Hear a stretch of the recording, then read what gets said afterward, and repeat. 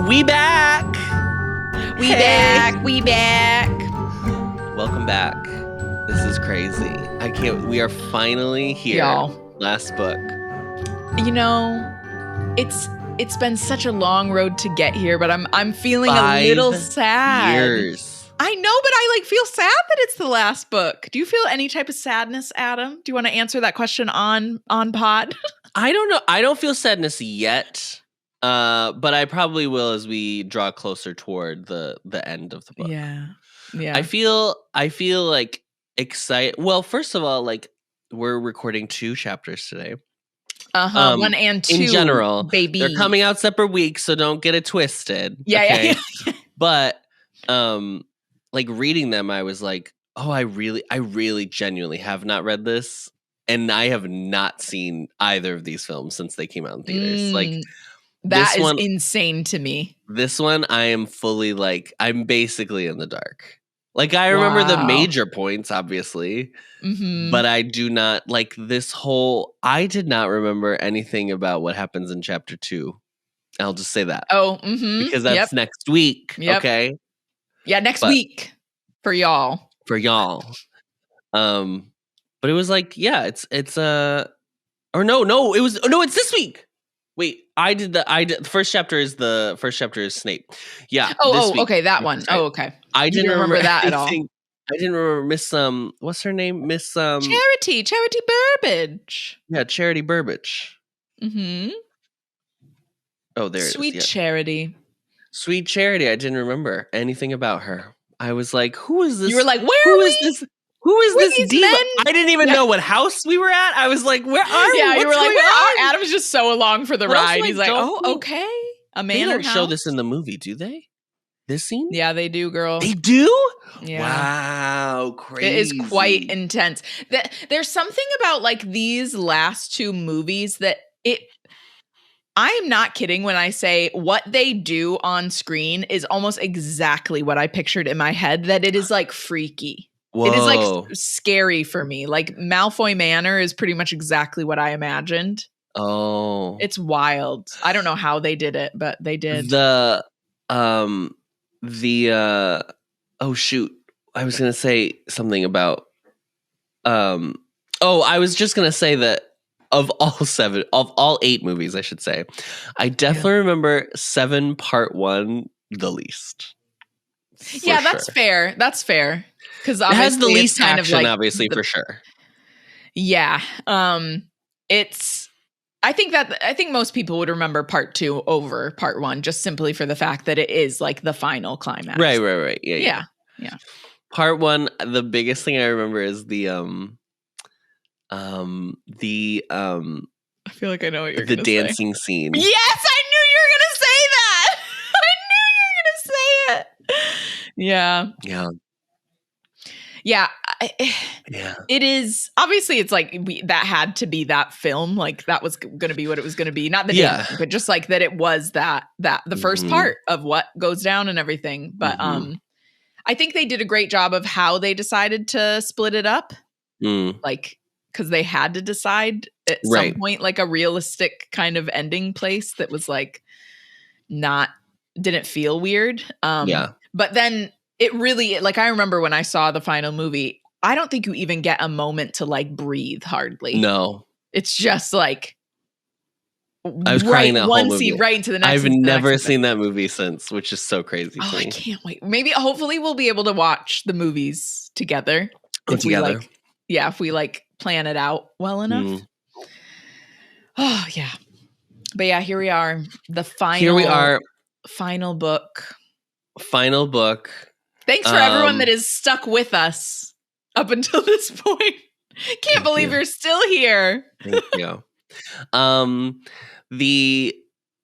I have one thing that I want to talk about. First of all, this is a short chapter. Yeah. Chapter 1's a short chapter, so it's probably not going to be a long episode anyway. But I have one thing I want to talk about before we go into this. Okay. RJ and I, with my sister and my niece, went and saw Harry Potter and the Cursed Child. I almost brought it up, but I was like, I didn't know if you wanted to talk about it here or not. I think we can talk about it here. It's fine. None of these people have not read this book series who are listening. This is not anyone's first time at the rodeo. Oh no. I have you've read Cursed Child, the book or the play? Mm-hmm. Yeah, I read it. I have did not read seen the play, but I should because I can go and see it. Well, wait, hold on. Is it still on Broadway over here? In the West End? Yeah. Oh yeah, Broadway. Yeah, the West End over here. Let's Probably. See. The version I saw is the version that's on tour, which is the abridged. Two shows have now been combined into one show. Mm-hmm. And I know that this was not written by J.K. Rowling. I think she just gave her blessing or something like that is the lore behind it. It's just like someone else basically just wrote fan fiction. Yeah, it does very Let much me talk about the production before I talk about the script. Okay. Great production. I was very impressed. The magic is insane. Like, it has to be seen to be believed. There is a part, Ari. I've heard. Well, I just want you to know. I listened to when you talked about it on the group chat, and I didn't even remember what I said. Okay. No, keep going. But I everything that you said about the actual like scene changes, set changes, the magic, everything you said about the magic, I was like, yeah, I would go see it simply for those things. It's like that is the most impressive aspect. Like, it's like you. And listen, I I'm a theater kid and I worked at Walt Disney World. So there's a lot of tricks that I, know. You know how they, or like can figure out. Most of them, I was like, what's happening? How is this going on? You were genuinely like, how in the world did that happen? Shook. Yeah. So the thing that I thought was crazy, one of the things was like there's a lot of like the show is really the staging is so interesting. Did you learn anything about like I don't remember what it's called, flocking? What is it called? The viewpoint? No, not viewpoints. Is it viewpoints in theater, in your musical theater or anything? It was like, where they like encourage you to look a certain way by how people are staged? No, where it's like a movement, like groups of people en masse moving together in like different planes so that it like creates these like stage pictures of movement. It's not like choreography per se, but it's like you see a group of people walking together and then they split off and it's like telling you the story. Like, it's like visual, whatever. Doesn't matter. They did a lot of that in this. Anyway, at the very beginning of the show, they all are like walking down stage. And they're all in Muggle clothes because it's supposed to be you're at King's Cross. So they're all walking down stage. The lights go out for a nanosecond and the lights come back up and they're all in robes. I screamed. I was like, and it wasn't even like the Cinderella, where it's like, pull a ripcord and the thing comes out. I do not know how they did it. I do not know where the costumes came from, how it happened, anything about it. You've read the play, so I feel like fine sharing all this with you. There's like, they do the scenes where they like take the potion. Polyjuice potion. They take Polyjuice potion so they can turn into Harry, Ron, and Hermione. And they have these like huge cloaks on. I knew something was weird because these cloaks were so oversized that I was these cloaks are huge. What's going to happen? So they take these. They do this bit where they like pull their arms in, like they're like,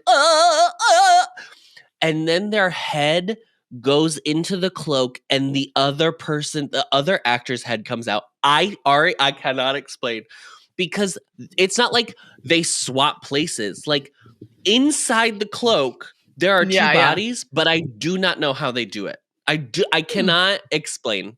They do it 3 times just for each time the audience to be like, and this is the condensed version. Yes, this is not even part 1 and part 2. Yeah, just the condensed. Yeah.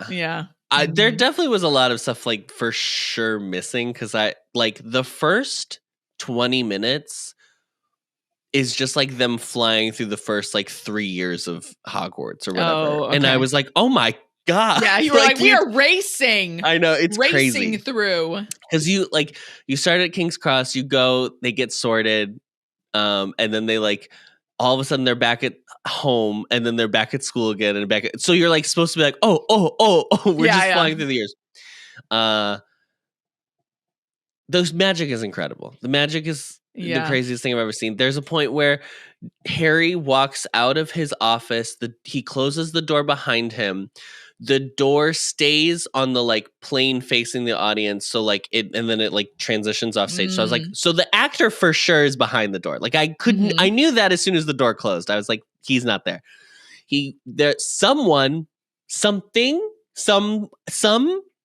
A body of air. I don't know.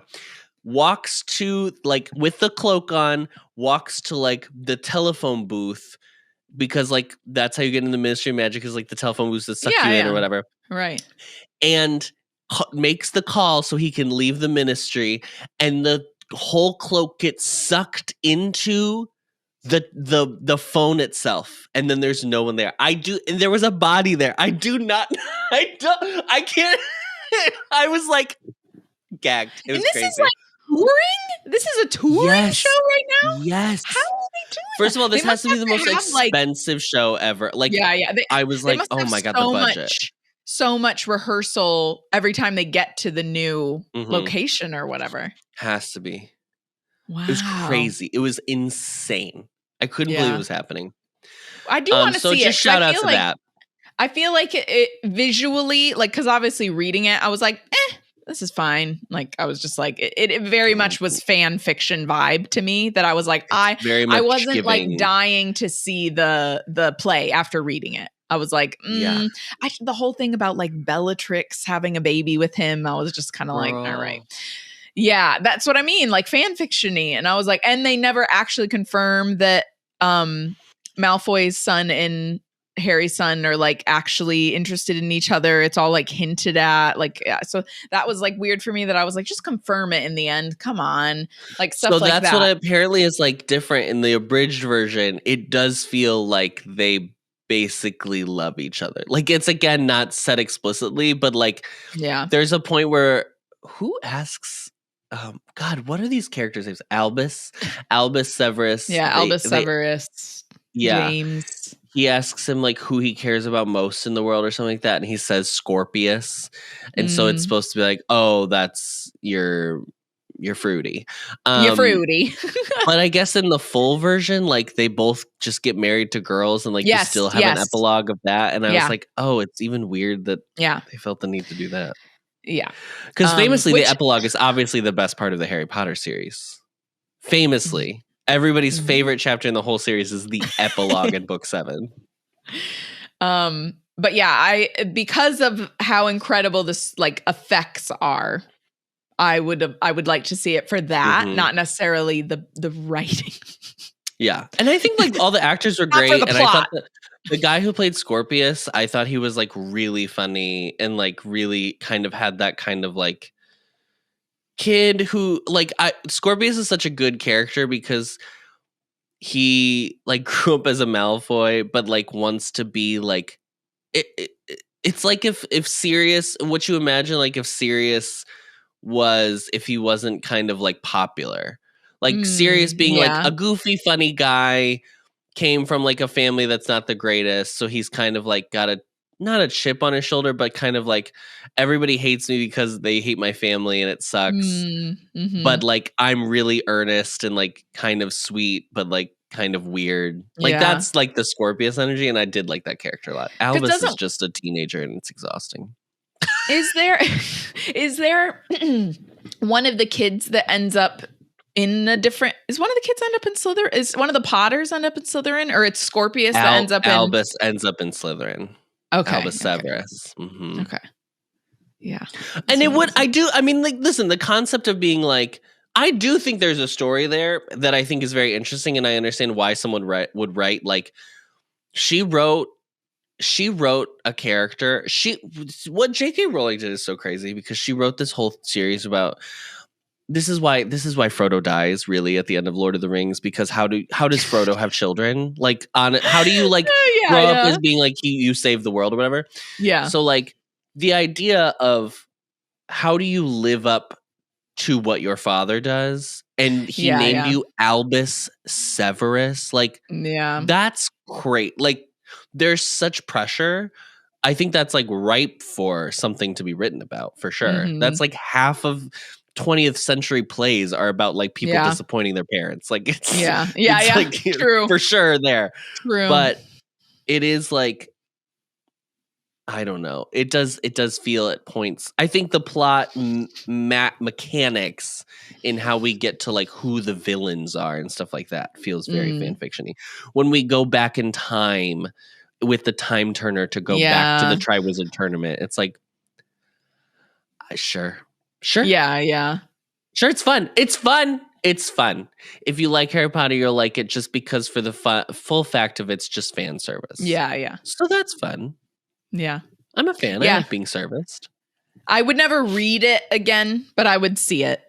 And like, there's a part of me that wants to never read it because I saw it and I was like, I didn't even like the writing that I saw. So I was like, blee, can't be better expanded. But I do also feel like I need to read it just so I can be like, what's the full context? You know what I mean? So the fanfics that have been written are better than the fanfic that the author wrote. We'll say that much. Yeah. And I haven't even fully read these other fanfics, y'all. I know. I'm gonna start one there's like the one there's obviously a few, but I'm gonna find a good dreary that a good long dreary fic. I want to do Wolf Star. That's I want to find theirs. Yeah. That's what everyone's clamoring for a fanfic show after this. Oh my god. We have to decide if we're gonna commit. Well, we have so many weeks to make that decision. We would have to it couldn't just be Harry Potter fanfic though. We'd have to dip into the K-pop fanfic.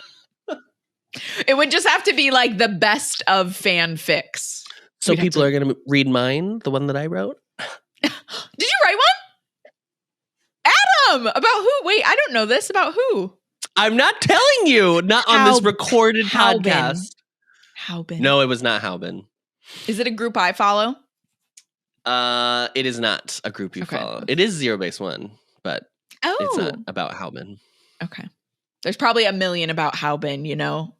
You don't want to go into an already oversaturated market. Right, exactly. You got to find your niche. Yeah. Uh-huh.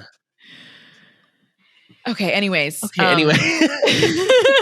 I'm glad you got to see it though. I should go. I think it is still. I can either see it like it looks like there might be like recordings of it, so I could see that, or I could go and see it. It looks like it is still on the West End. Well, it is time. Let us begin the final book. Well, hold on. How are you? The people want to know how you are. Fine. Adam, how are you? I'm also fine. Thank you. Oh, do you know what? I should say my hubby, Michael, and I have started a recap series on the Ampliverse called Lovers of Lore. If y'all want some more fantasy content, you can hop on the Ampliverse channel, catch us over there. Did you see yesterday's comment? Yeah, about Michael. Yeah. Someone came from HB Anxious. Someone came from HB Anxious and was like, "Oh, look at this cutie. Look at this. Which means they're saying I'm ugly, but that's fine. Listen, I've made peace. I've made peace with it. They're not saying that. They had just never seen Michael before. Listen, good looking guy. And then they were like, edit, he's taken. But I think they came from HB Anxious. It sounded like, because that's what they watched. So I was like, oh, okay. But yeah, we are recapping Arcane season 1 right now. If you enjoy that show, hope to see you over on those episodes as well. Okay. Anyways, Adam, how are you? Do you want to elaborate on anything in your life? No, I'm fine. Great. It's March. It's my birthday month. It is. So I'm feeling in my power. His little Aries ass over there. Yeah. I'm feeling very in my power. It's fine. Everything's fine. Everything's just fine. And by that, I mean it's an actual living nightmare living in America Oh, currently, in America, yeah. but it's fine. This We're is just earlier this week, like Zelensky visited the White House for everyone being like, what's happening? And if you're watching this episode later, that's what's happening in the world right now.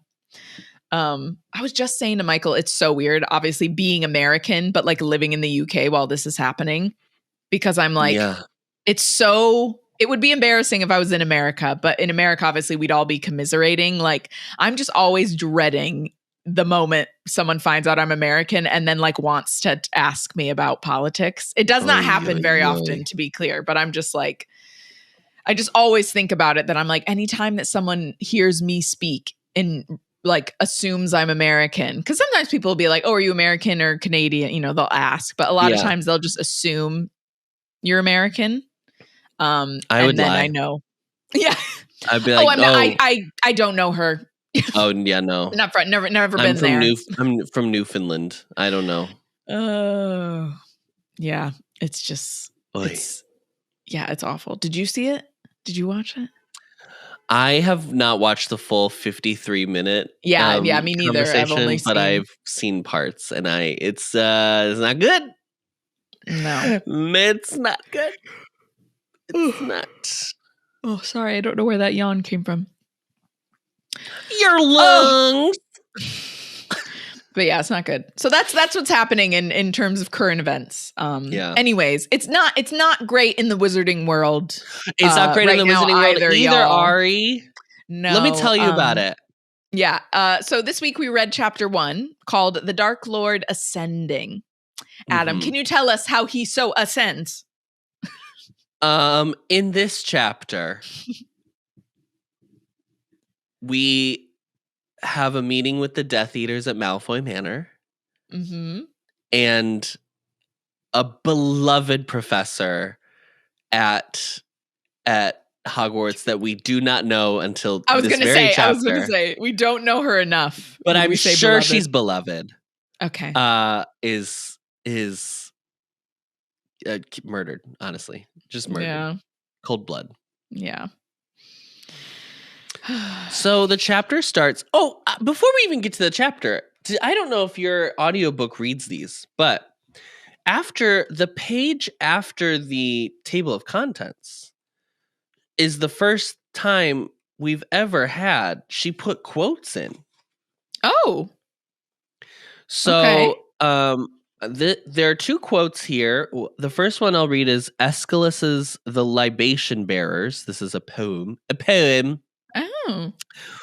Oh, the torment bred in the race, the grinding scream of death, and the stroke that hits the vein, the hemorrhage none can staunch, the grief, the curse no man can bear.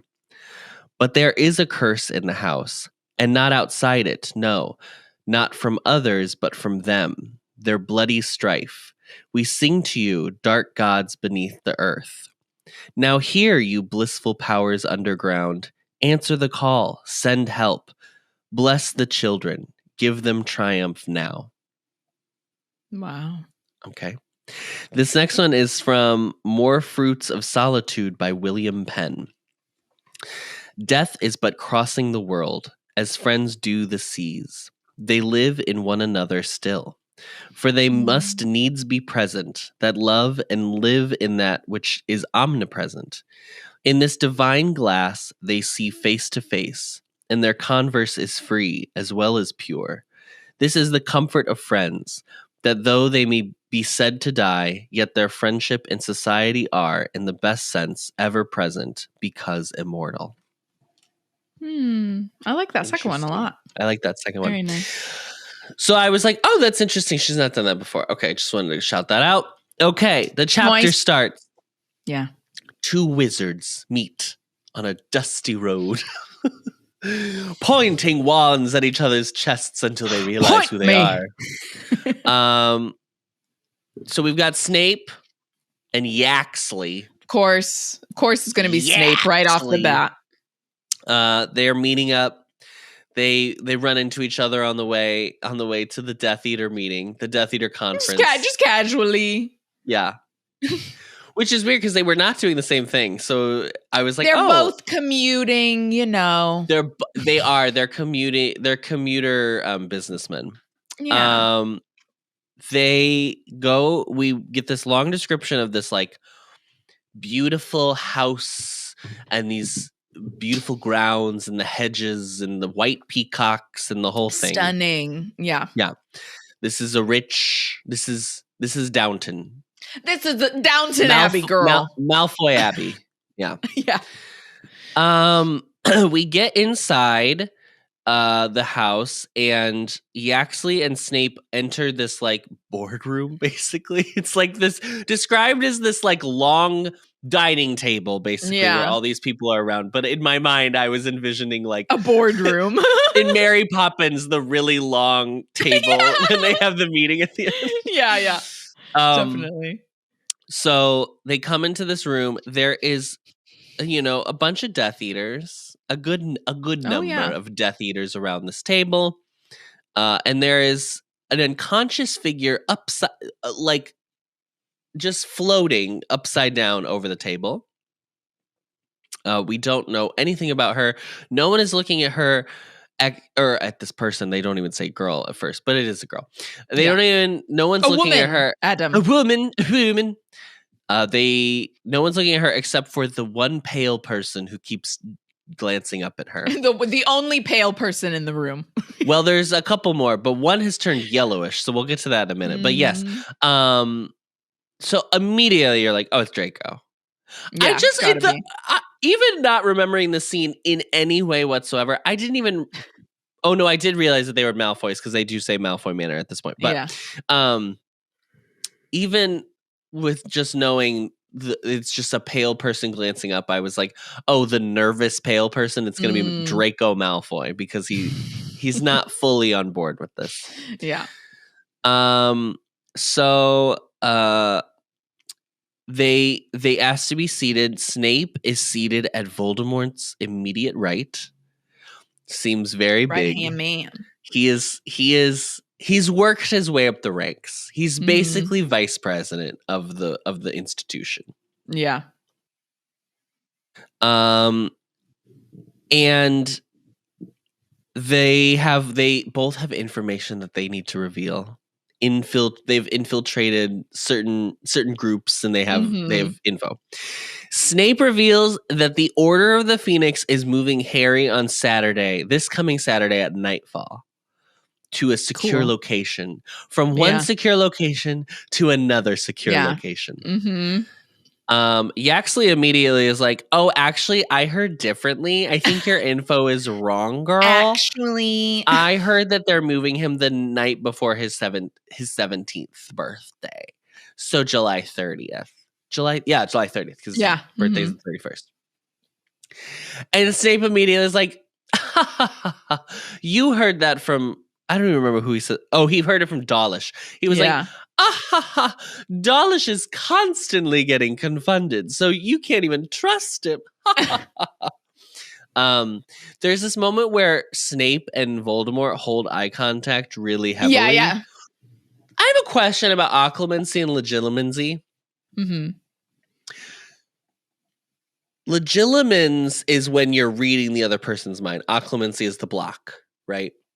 Is it? Right? Can you show them something though? Because that's what I'm like. Is Snape? That's what I was wondering. Yeah. Voldemort looks at him and then is like, "I believe it totally." Do you think like Snape is conjuring, like basically conjuring thoughts in his mind that are like fake? But then I was wondering if it would like be obvious, like the fake memory from Slughorn. Yeah. Slughorn's fake memory. You go bad, my boy. You go on. Yeah. That's just what I was thinking. Or because like I feel like if he's just blocking him, surely Voldemort's going to be like exactly. Or like if he's blocking him, I feel like that's even more of an obvious like yes. That's more obvious than them seeing a false, like, I don't know, a lie or something. I don't know. Yeah, that's why it's a little confusing. I don't know. We never really get that question answered either. No, because no one ever actually learns occlumency. Yeah. literally Draco Malfoy in the last book. Draco could do it. Does he? Yeah, Bellatrix teaches him, remember? Because Snape tries to like bore into Malfoy's mind. And then he's in like, book 6. oh, I see your auntie Bellatrix has been teaching you. Yeah. But even when Snape is like teaching Harry LOL, a thing he never actually does in the series. But yeah, no. Not at all. It's not explained like, and then you're gonna do this. Like he's just like, just block the thought. He doesn't even say that. He's like, all right, ready? 3, 2, 1. Like Harry's like, what? Okay. Hello? Like, yeah. What am I supposed to do? I'm just standing here. Yeah. Oh, poor Harry. The Ministry has been infiltrated. Okay. They are. Yeah. The order is at least sure that the Ministry is not on their side anymore. Not that I don't think the Ministry was ever on the Order side, but maybe more of an impartial situation. Yeah, impartial. Yeah. They're fully, as we find Bad out, to the bone now. Because because of Harry's movement, the information is being protected as to who he's going to stay at. Like he's moving to this new secure one of the orders per people probably. Yeah. And so they need to find out, but there's so many enchantments they can't figure out who. None of that even makes sense. I'll be really honest. Like just being like, oh, there's so many enchantments we can't even figure it out. I'm like, you don't even want to throw in a line about a secret keep, like something. Yeah, I thought it was just the whole secret keeper thing. If someone's a secret keeper, then that's it. Because I'm like, okay, fine, I'll accept that. But like, know. There's so many new enchantments we don't know. They're coming up with new ones every day. Yeah. And so they need the Death Eaters and Voldemort. They need a weakened ministry. They need a usurped ministry of magic. Mm-hmm. Okay. So this is where Yaxley comes in and he's like, well, okay, maybe my info wasn't correct from Dawlish, but okay, I did Imperious Pious Thickness. Yes. And that's thick with 2 C's, bitch. Thickness. And so, we did it. Who the fuck is Pi? No explanation, by the way. Understandably, he works in some regard with Rufus Scrimgeour. Yeah. All we know is that, like, the other Death Eaters are like, oh. Wow, very good. Wow. Someone claps him on the back. Hey, good job. Hey, good job there, Yaxley. Good job. That's my guy. So they've Imperious Pious Thickness, they've got him under their control. And Voldemort's like, I mean, that's great, but if we need the Ministry to be under our control by next Saturday, I think we're gonna make it in time. I'm looking at the timeline, okay? I'm looking at all the things that need to be done. I just don't see, even with a fast-tracked, situation, I don't see that. We're not getting it done.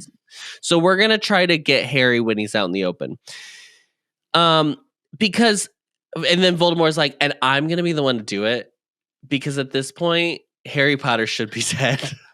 I have to get him. I have let y'all fuck around too much, and I need to be the one to take care of it. Fuck around and find out. Okay? Yeah. I'm stepping up now, y'all. Voldemort says that Harry Potter is only alive more due to Voldemort's errors than Harry's triumphs. Wait. Your first? To Voldemort's errors? Yeah, he says my own errors are the reason that he is still alive. He says that. He's like, due to my own error. Oh, okay. Mm-hmm. I thought someone said that, and I was like, how did someone say that and not die? I was like, they're dead. I don't remember that at all. Yeah, that was Charity. She was up there, and she was like, it's actually because of you stupid bitch. You know what, Charity? If she did say that, I would be like, you know what? Good for you. I wish she had gotten one line. I wish she had gotten one good, like, I know. Fuck you, Voldy! Yeah, or like something. You got no nose, you weird ass bitch. Yeah, I liked you better when you was a smoke.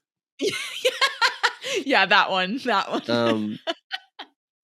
liked you better then. So Voldemort's like, listen, I've fucked up a couple times, and that's why Harry's still alive. It has, by the way, has nothing to do with how good Harry is at anything, because he's not good. And we need to keep It's not believing because that. of him. Don't get it twisted. He's not impressive. He's not like doing anything impressive, guys. It's not that big of a deal. And then there's like, okay, this is what's crazy to me. In the middle of this meeting, they hear this loud scream from below. Girl. And multiple people just look down, and then Wormtail, who was also at the table, but is so little that you wouldn't even know that the chair was occupied. He's like, "Oh, excuse me, sorry, I gotta go get him." Like,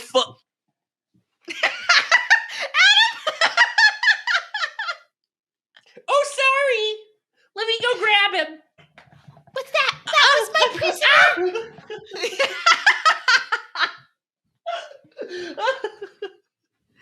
That was for me. Oh, I'll be right back.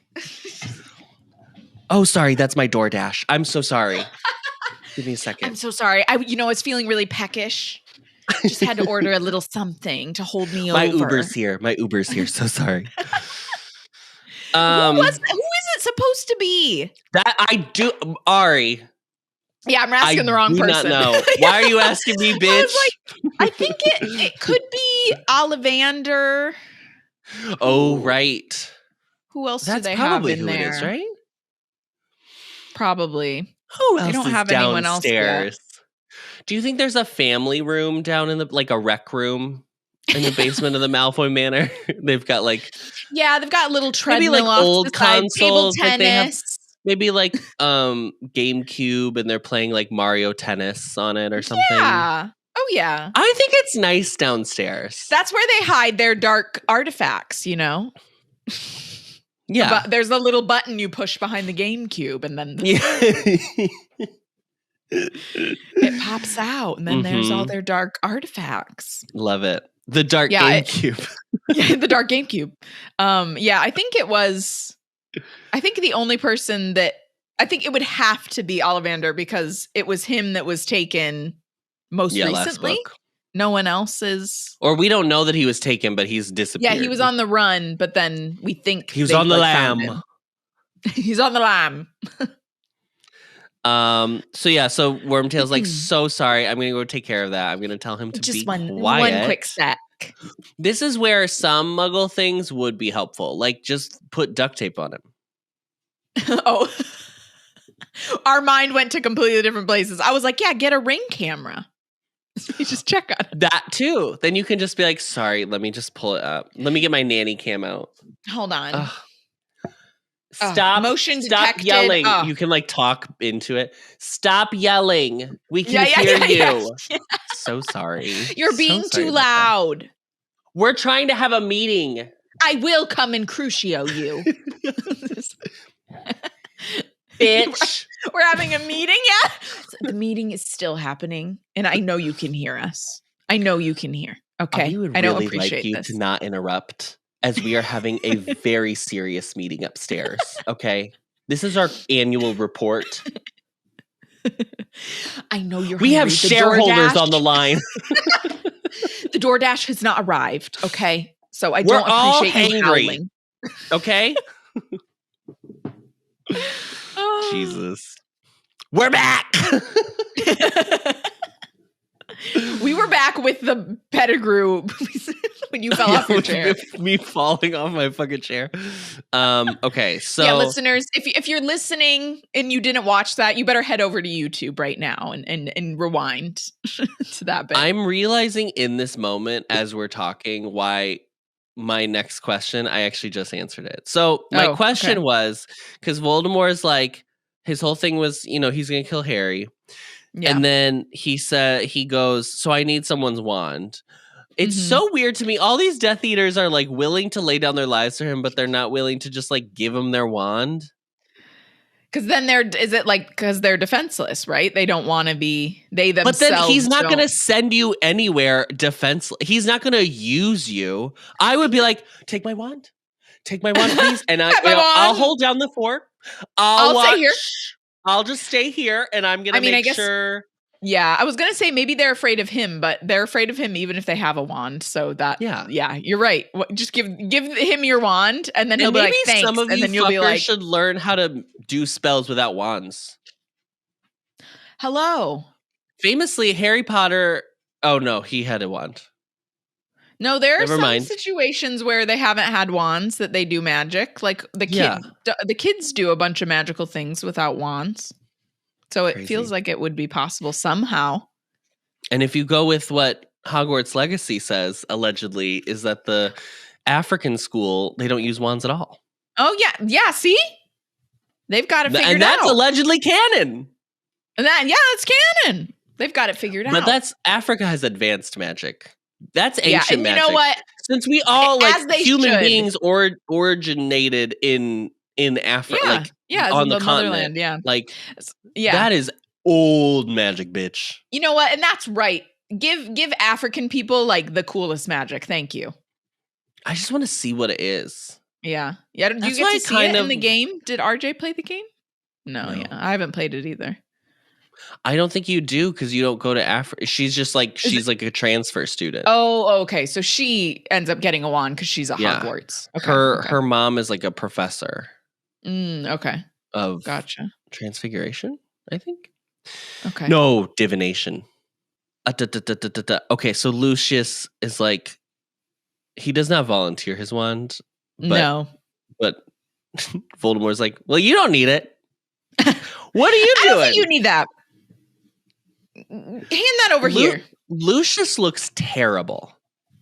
Yeah. Lucius is described as having like yellow skin, gaunt face. Like he got the jaundice. He's got jaundice. He hasn't seen the sun in however long he's been in Azkaban. Yeah. Anyway, he's out of Azkaban. This is how we find out that Lucius Malfoy's out of Azkaban. Yeah, he's been freed. No explanation given how he was gotten out of Azkaban. I don't know if we do get one. I'm trying to remember, but I can't recall. Probably not. I mean, I do think it's on some level, it's smart of her to do these like in media res scenes because then she doesn't have to offer any explanation whatsoever. Yeah. But it is funny to me. So Lucius is back. Narcissa won't even look at Voldemort. Narcissa does not want to be at the function. No. She's literally like. However, she is at the function. Here's what I want to say. People do this a lot. People do that. I'm gonna get really political right now. People do this with Melania all the time, where they'll be like, she doesn't like Trump at all. Like she like doesn't believe in anything, and it's like you're still there. She's there. She's still there. Yeah. She could have left. She could have left easily. Yeah. So what we're not going to do is give Narcissa this like, oh, she actually believes in the good. I don't care. No. I believe she loves her son. I believe she loves Draco for sure. Yeah. But as we know, that a mother's love, we love hearing about it. We love hearing about a mother's love, but the son will only talk about his father. Yeah. Well, that's like Draco doesn't care that his mother loves him, by the way. Like, no. It's not again, Draco. You could use that for Draco. Always talks about his father. Mm-hmm. Yeah. My father. Wait until my father. He's about this. He takes Lucius's wand, who doesn't give it up, I would say super willingly, but he's like, I don't know if Lucius has a lot of room to negotiate at this point. None. Yeah. There's a weird moment where Voldemort compares him and Lucius's wand lengths. And I was like, that's weird.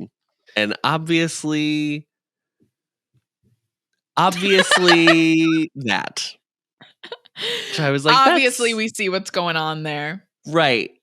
And it's like, oh, my wand's so much bigger than yours, Lucius. And let's put them side by side. It's weird because it's not, I mean, it's like, it's not obviously on the nose, but it's almost so on the nose that it's like, oh, I guess you did that, Joe. Yeah. Her writing, I was thinking about this as we were reading this because I was like, her writing is so, I wouldn't say different, but there is a change from the first book to the seventh book in her writing huge. style specifically. Yeah.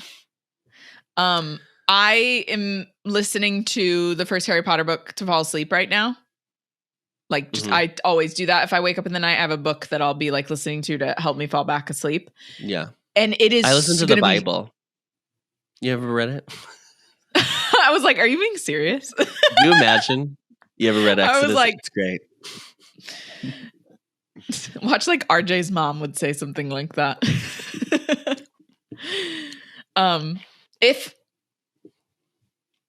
Where am I? I guess if it works out that I am still listening to it while we're going through this book, I bet that would be really bizarre to like be able to hear the writing style of that book. Yeah. When I'm also listening to this one. I don't know how much more, because I'm getting close to kind of like the final chapters of it. But it is it's like such a clear, different tone. Yeah. There's almost like more of an objective. The writing style, her narrative, the narrative voice in the later books has such an attitude, has such like a point of view that I feel like in the early books is just like kind of just telling the story. Yeah. Which I think that's also like kind of how children's books are written generally anyway, is like there's not necessarily like a tone, but there is a like voice that the I don't know how to explain it. I know what you mean. Yeah. But also, I mean, and that's not even to say, obviously, like she's way more verbose in the later books. She's allowed to be, and she writes. She's way more descriptive. I thought it was interesting. There are parts that read more. I think in the early books, she is not really good at painting pictures that you can see visually, if that makes sense. Like, I think she's good at describing things in the early books so that you can come up with your own picture, but it's not necessarily like I can watch the action happen in my mind.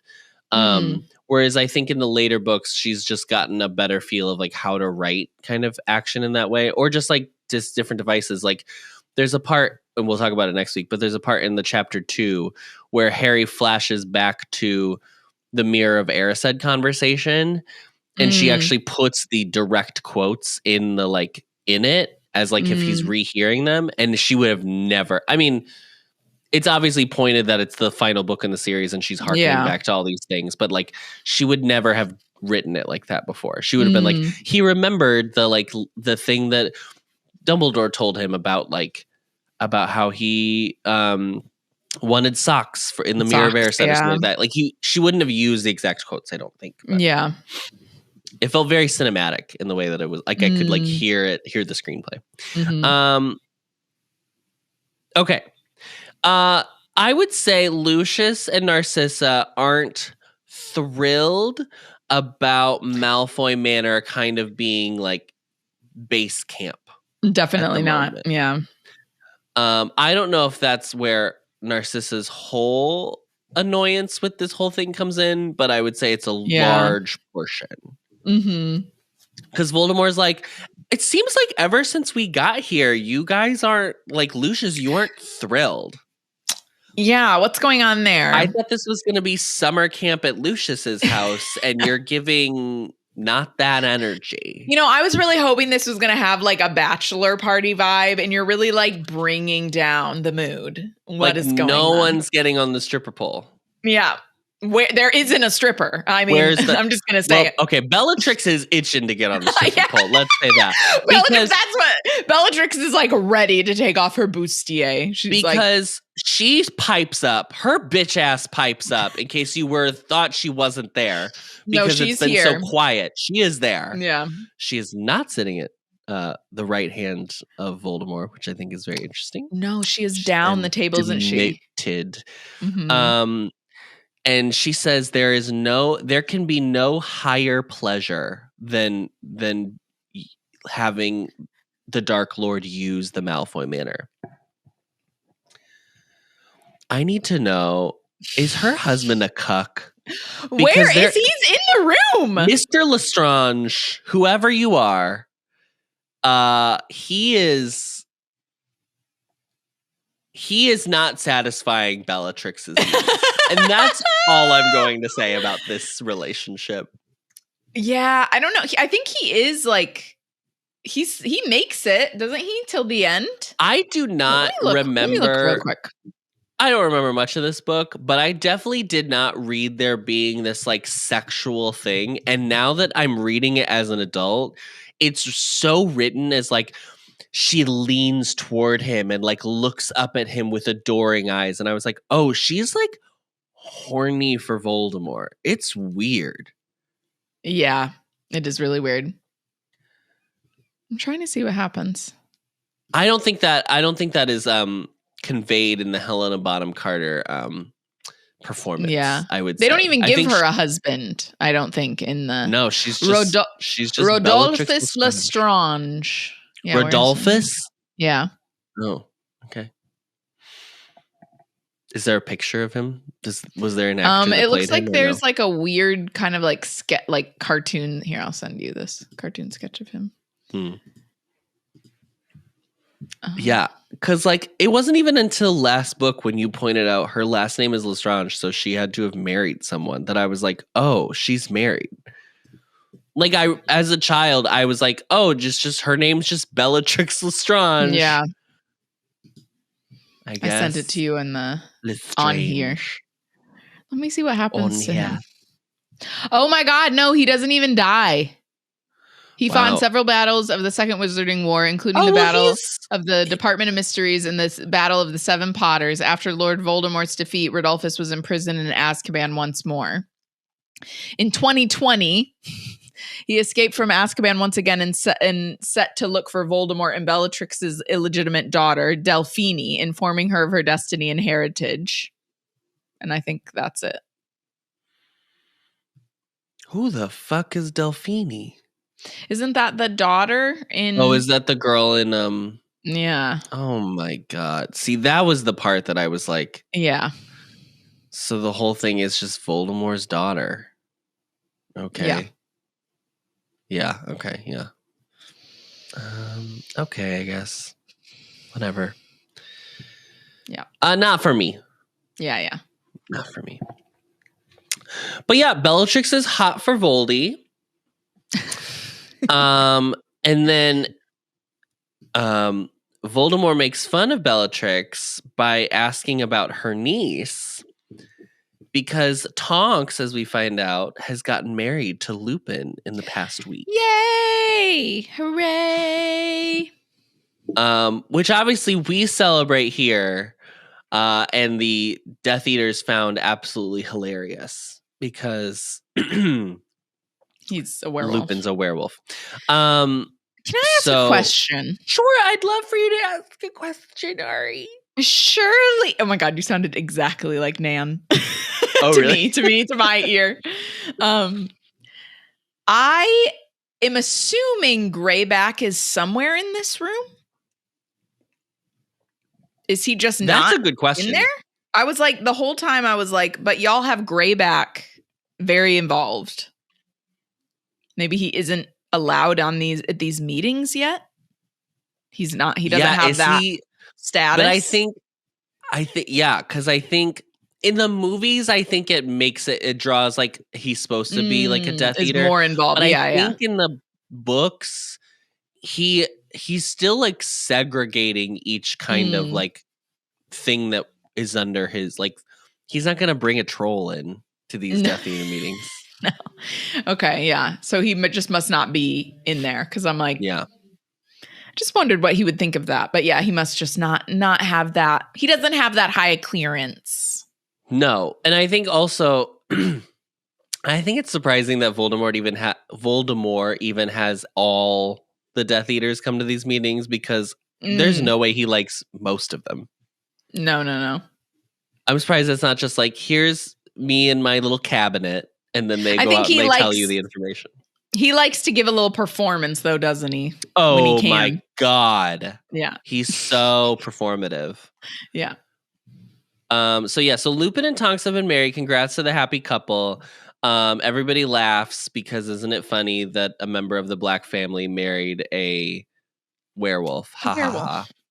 And then Bellatrix is like, I'll kill her, I will. Don't worry, I'll get rid of her. Family. Voldemort has an insane line about how a branch of the tree needs to be pruned. They must cut away at the canker of the problem. AKA, we have to get rid of all the muggles until we're all pure blood again. Yeah, all the muggles, all the muggle-borns. Yeah. Because they're stealing. You know what's so crazy? Is this whole... It's so weird reading this in 2025. Because obviously at the time when I was like young and this came out, I was like, oh, it's like clearly a direct parallel of like the Holocaust specifically. Like that's its one of its biggest inspirations. So many English or British authors pull from like World War II. Yeah. And I mean, it makes sense. Like it's people still pull from it. It's fine.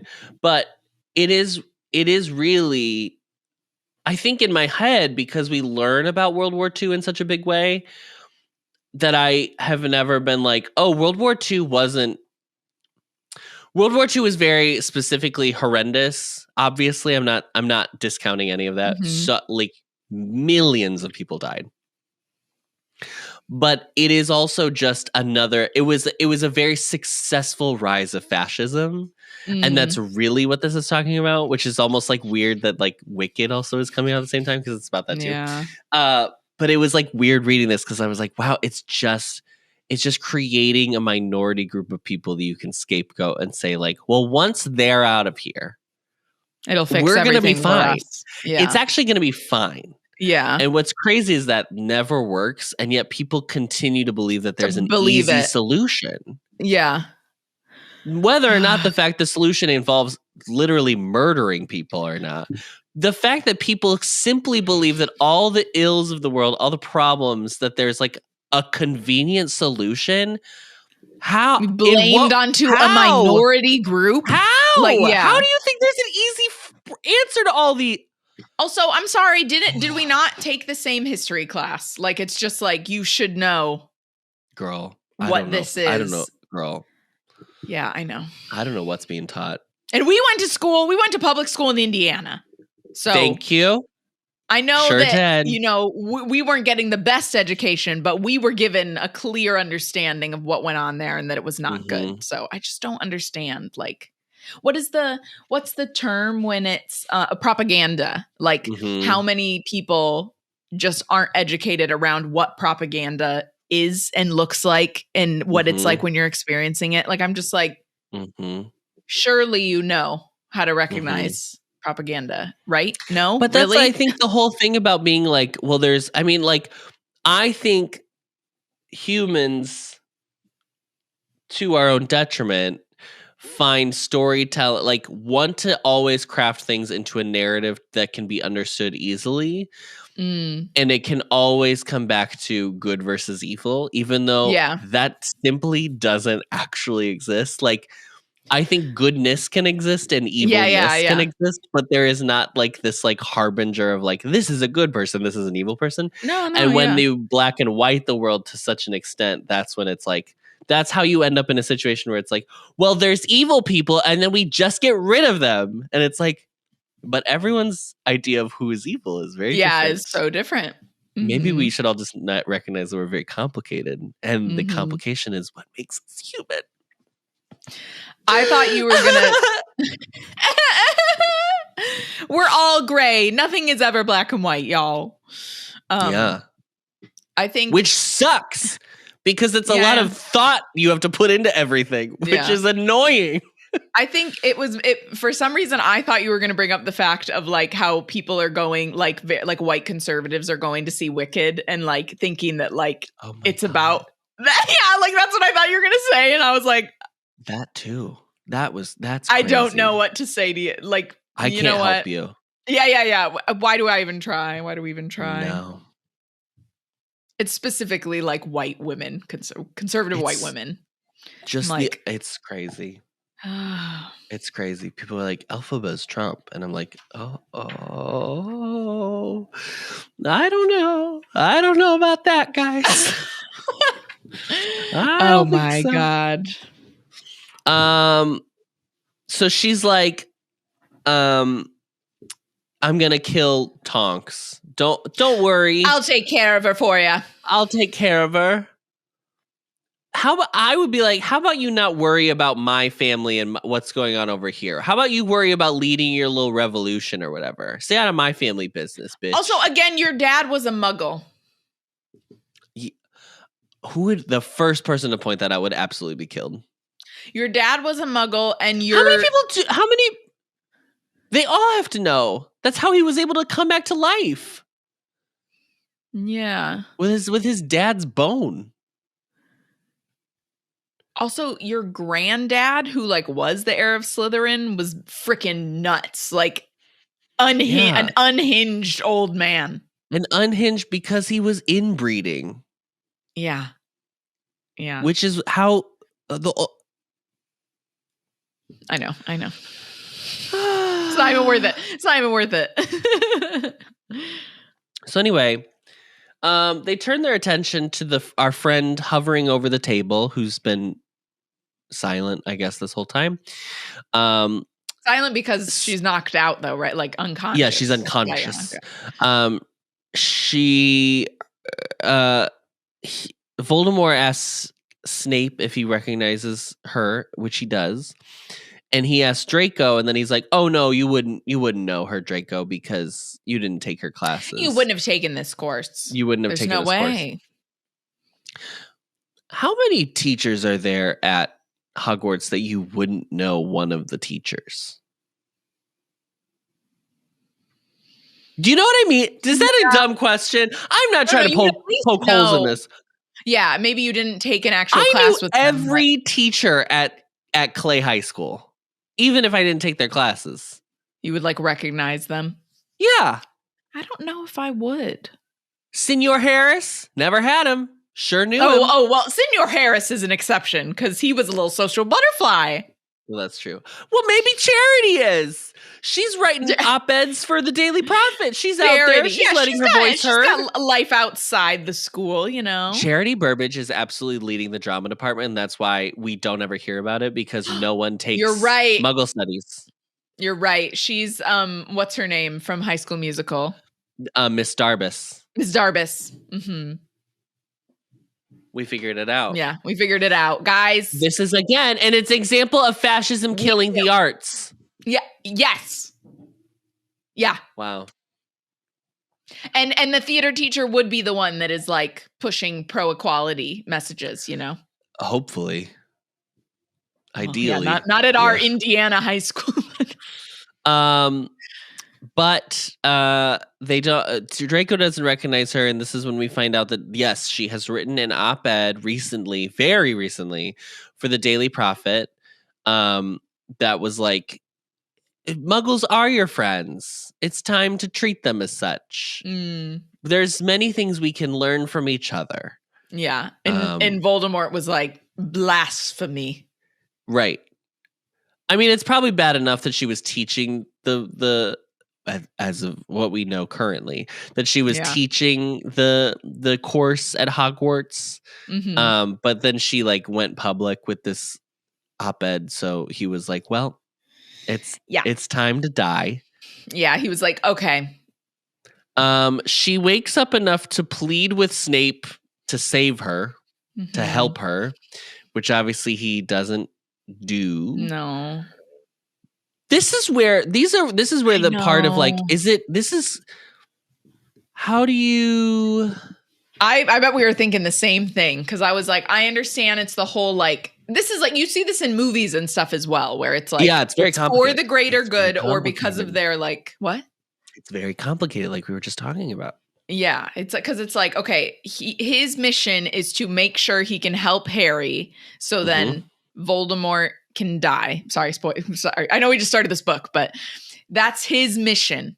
So like, he knows, and I'm sure him and Dumbledore have had many conversations about like, you have to just play this double agent role. Right. There's going to be people you're not going to be able to help because your focus has to be just like staying a double agent until like the very last moment you possibly can, basically. Basically till your death. Yes. Spoiler alert. And I think maybe what we're supposed to eventually get to is, oh my God, he went through all of that stuff and he didn't want to. But this is where I struggle with Snape, because I'm like, I don't know if Snape actually gives a shit about Charity Burbage. Like, right. I start to be like, does he care about these other people though? Or is it literally like just Lily? And he would have essentially continued being a Death Eater and everything had Lily not been the person that died. Like, yeah. It's hard because I'm like, I don't know if that does make you a good person in the end.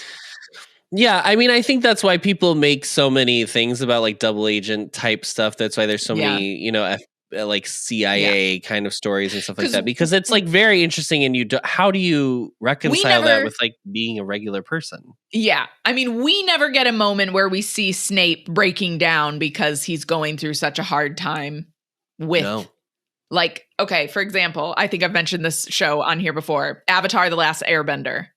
Zuko, who is from the Fire Nation, who starts out as like the baddie. Mm-hmm. With the They're ponytail. All teenagers first off. So what? With the ponytail, right? Yeah. He's the one with the ponytail. Yeah. He literally is like one of Zuko's storyline is one of the most like, I've seen the show so many times, and his story, his like transformation as a character, you and RJ have to watch it because it is one of the best like character arcs that any character like ever goes on. It's so good. They do it so well. I got it. You did? Yeah, I did. Was a kid, that movie? No, I watched it this past year. Like the old movie? The one that M. Night Shyamalan directed, the live action? Yeah. I've never even seen it. I should watch that one, but they made it. There's like a live action show that was pretty good. It's nothing will ever be as good as the original animated show, but in that you see so many moments of him like kind of struggling with what he's trying, what he's been told he needs to do and what is the right thing to do. And he has this obviously like moment where he kind of like decides he wants to be something different than what he's been raised to be and blah, blah, and all that kind of stuff. But we don't ever have a moment with Snape, even in the movie, where we see him being like emotionally moved by something he has to do. Yeah. Like privately. Like, obviously, he can't be emotionally moved in front of Voldemort, but like, we never get that with Dumbledore or anything. So, yeah, it's all a lot of Lily. It's a lot of trust that you just have to put that he is actually a good person at the end of the day. Yeah, and if you're able to do that, God bless you. I really don't know if I do. I mean, like, did he do? We're gonna have to talk about once he. I know. Yeah. We'll talk about it a lot, I'm sure, when we get to it. We'll go on. So anyway, Snape doesn't save her, and she gets murdered by Voldemort. Yeah. For espousing equality. Do you know who is really disturbed by this? Draco Malfoy. Yeah. Horrified. Yeah. Falls out of his chair because when he kills her, the levitation spell doesn't work anymore because she's dead now. I don't know. I don't understand. But she falls and breaks like the table, and then like Draco like falls out of his chair. Mm-hmm. Oh. Damn. Yeah. A character who is probably not even 17 yet. Or is he 17 and everyone else? Yeah, when is Harry the last one to turn 17? When was Draco? I think we looked up Draco's birthday, didn't we? What's Draco's birthday? June. Oh no, so he is 7. He just turned 17 on the 5th of June. 17. Okay. A Gemini. He is a Gemini. He is. And that's it. That's the chapter. That's the whole damn chapter. Y'all, we've finished. Every time we finish a chapter, I'm going to be like, we've finished chapter 1 of the last book. Ah! Like, it's just getting closer and closer. We finished the last chapter 1. We finished the last chapter 1. That's what I'm saying. Yeah. It makes me sad. I'm going to be emotional the whole book. Like, every time we do another one, I'm going to be like, oh. All right, that wraps up this chapter. Oh, wait, let me move this over here so I'm not looking all the way over there. All right, that wraps up this chapter. Next week, we'll be reading chapter 2 in memoriam. We do not have any comments from the last episodes. Maybe we'll take a little peek. We'll take a peek before next week. Yeah. Yeah. You can find the podcast on Apple Podcasts, Spotify, or wherever you find your podcasts, as well as video versions on the Ampliverse YouTube channel and Spotify. As always, don't forget to rate, review, and subscribe so we can get a perfect Newt score. 5 stars only, or else a scream will interrupt you in the middle of a very important meeting. You'll have to hop on your little Ring cam and be like, girly, be quiet. Can we keep it down, please? Just, we have another 15 minutes of this meeting, and then you can, start screaming or whatever. Then you can howl all you want. Mm-hmm. Don't forget to follow us on Instagram at HBAnxious or YouTube and TikTok at The Ampliverse. We are hosted on Spotify for podcasters, so thank you to them. And we are a proud member of The Ampliverse. Check them out at blah, blah, blah. Check them out at theampliverse.com. Thank you, Adam. Thank you, Ari. Welcome back. Thank you. Thank you for leading us in the last ever chapter 1. The final chapter 1. Final first chapter. All right.